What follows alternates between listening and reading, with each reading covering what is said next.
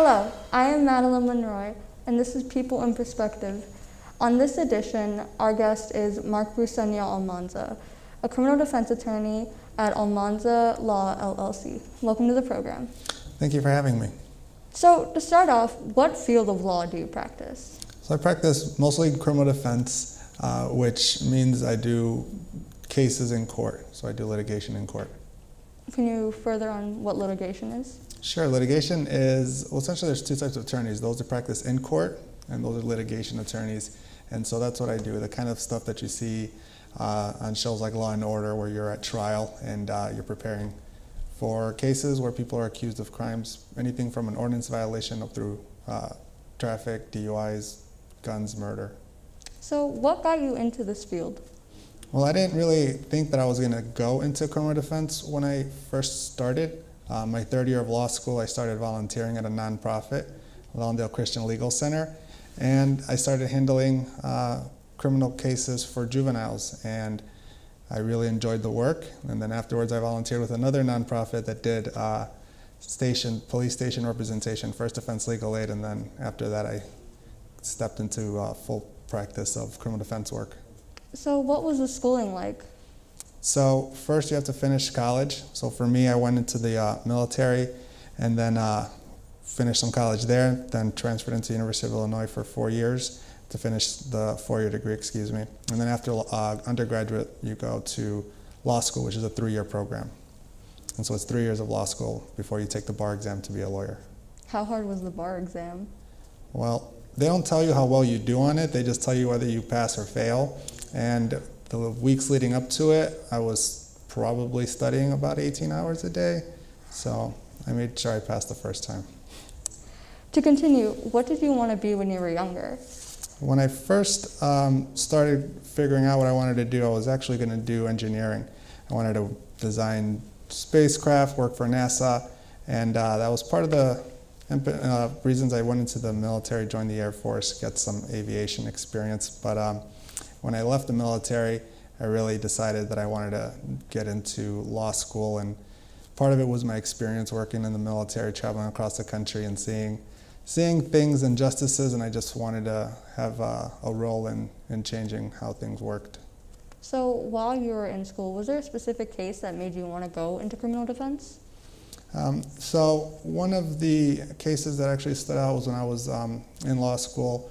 I was working at the legal center, and we represented juveniles, so a lot of high school students, actually 17-year-olds, charged with a felony would be charged in adult court, so they were being charged as adults. So pretty serious consequences, but what really kind of struck a chord was the way they described their interactions with police when they were coming home from school. And I remember myself coming home from school and being harassed by police in almost the same ways. The only difference was that while other kids may have been involved in whatever they speculated upon, I was usually coming home from an after-school program. And it just really struck a chord with me how it didn't seem that things had changed. And so that was a pretty strong part of my experiences that led me to where I'm at now. Has there ever been a case during your career that made you feel like you should have chosen a different career or wanted to quit? So I'm sure that there are lots of situations where I felt that I don't want to continue in this field. A lot of other attorneys that I started off with working have left this area field. It is a stressful job. There's a lot of writing on the line for people in their cases. But I think that is what keeps me in it. The fact that it is a difficult practice area, and the consequences are high for the defendants that I have. There are very few criminal defense attorneys that are either Hispanic or speak Spanish that could relate to their clients. And when I'm in court, I'm usually dealing with judges and state's attorneys and other people in the courtroom that may not have the same background as I do. And I can bring that to the courtroom in a way that I realize that other individuals can't. And so while it is extremely difficult, it's that fight that is the motivation to continue to work. And to continue, what was it like to lose your first case? And so it's a hard pill to swallow when you are dealing with the emotions of handling with court and preparing for trial, but you still have to maintain and be prepared for what comes next, because there's always something that comes next, and you have to be there for your client, who is going to be very obviously a little bit distressed over what they might have to face. And so part of what happens after trial is there's a sentencing hearing that usually occurs about a month later. So while you might know that the verdict came in, you immediately have to start preparing for what comes next in the case. Does that ever like stress you out or make you feel anxious? Absolutely. Actually, every time that I'm preparing for a trial, I convince myself I'm prepared, I have everything I need to do, get to trial, and butterflies in your stomach. Throat cracks a little bit when you start making opening statements. And it still happens. And I think part of it is, if you don't feel that, you probably didn't prepare enough, or you probably aren't worried about what's happening well enough. I think it's a good motivation to be prepared.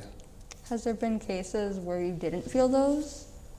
Very few, very few. Usually the more serious the case is, the more time you've spent on it, reviewing what needs to be done, and more anxiety over what you may have missed. How long does a trial typically take? Depends on the type of trial. If it's a traffic ticket, for example, the trial is usually scheduled for that same day. It'll happen, probably last half an hour or an hour.